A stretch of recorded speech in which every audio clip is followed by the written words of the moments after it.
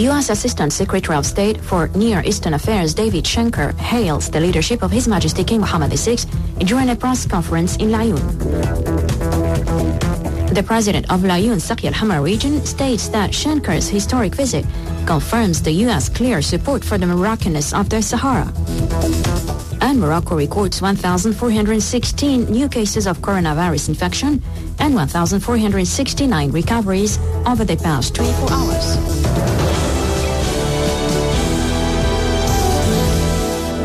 U.S. Assistant Secretary of State for Near Eastern Affairs David Schenker and Foreign Affairs Minister Nasser Bourita have given a press conference in Laayoune on the visit of the American official to the kingdom.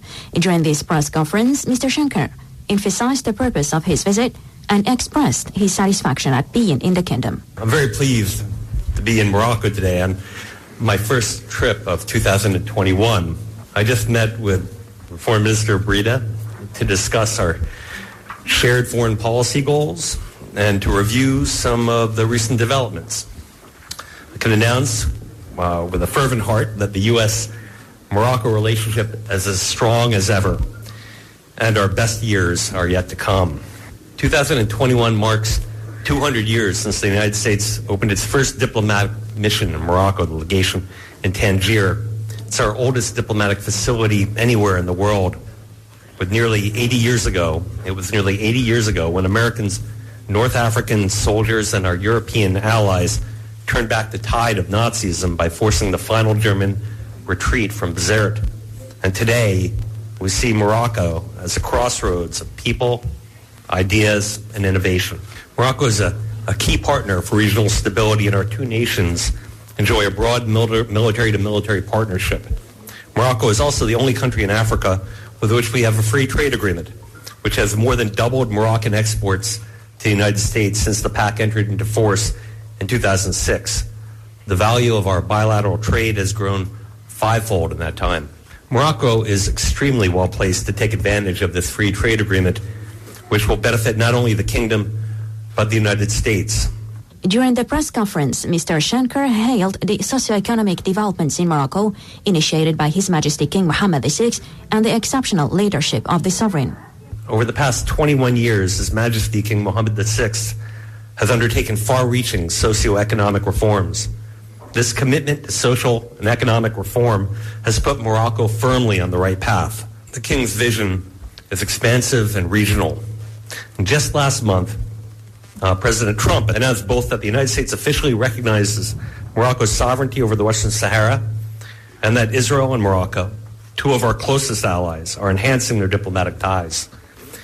These were some of the most consequential developments in the 2 centuries of friendship between the United States and Morocco. These developments have been made possible by King Mohammed VI's leadership in advancing a bold and far-reaching reform agenda over the past 2 decades, and by His Majesty's continuous and valuable support on issues of common interest, such as peace in the Middle East, Africa's stability and development, as well as regional security. Morocco's efforts to promote religious tolerance, from its historical tradition of protecting the Jewish minority to the signing of the Marrakesh Declaration, sets an example in the region.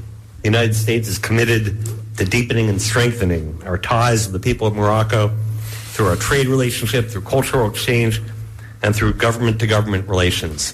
And I'd like to thank people of Morocco, the foreign minister, for coming down here and having really just being able to have this great historic day.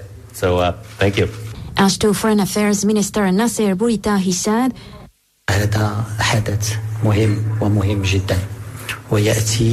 "This is an extremely important event that confirms the outcome of the telephone conversation held on December 10th between His Majesty King Mohammed VI and U.S. President Donald Trump." The historic visit made yesterday by U.S. Assistant Secretary of State for Near Eastern Affairs David Schenker to Laayoune confirms the U.S. clear support for the Moroccans of the Sahara, according to the President of Laayoune Saqi al-Hamra region, Sidi Hamdi Ould Rashid. This is the first visit to Laayoune by a senior U.S. official since the start, more than 40 years ago, of the artificial conflict over the Moroccan Sahara, Ould Rashid told Maghreb Arab Press. He added that Schenker's visit to the city of Laayoune takes place following the announcement by the United States of their decision to recognize the full sovereignty of Morocco over its Sahara. Mr. Schenker visited the city of Laayoune yesterday, including the diplomatic quarter, which houses the consulates of several countries. He also visited the headquarters of the United Nations mission in the Sahara, MINURSO. The U.S. official also took place in the launching ceremony of the Center for Education Through Sport, Tibu Laayoune Center, by U.S. Embassy, Morocco. The U.S. official also took part in the launching ceremony of the Center for Education Through Sport, Tibu Laayoune Center, by U.S. Embassy, Morocco.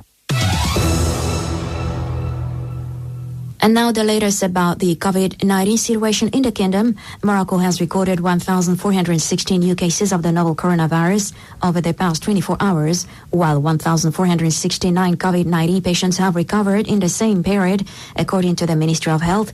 A total of 24 coronavirus-related deaths were registered in the past day, taking the death toll to 7,709. There are 1,052 patients in a critical or severe condition, according to the ministry. And now Dr. Kate O'Brien from the World Health Organization explains how COVID-19 vaccines trials are trustworthy and how all vaccines are followed very carefully. In a clinical trial, every single thing that happens to somebody in the clinical trial who's participated in the clinical trial, information is collected. So if you're in a clinical trial and you get in a car accident, that information is collected, even though it has nothing to do with the vaccine. And that's the reason why we've seen in a number of trials that there have been some pauses in the trial. And that's actually a sign to all of us that the trials are being conducted with the highest possible standards, that when something occurs among somebody who's in a trial, that the investigators are not quite sure what's going on, out of an abundance of caution, a pause is implemented while things are sorted out, and then there is an assessment of the data, and the trial continues once people are comfortable that whatever it was that happened, has been resolved, and the trial can continue. This brings us to the end of this news bulletin. Let's remind you again of today's main headlines.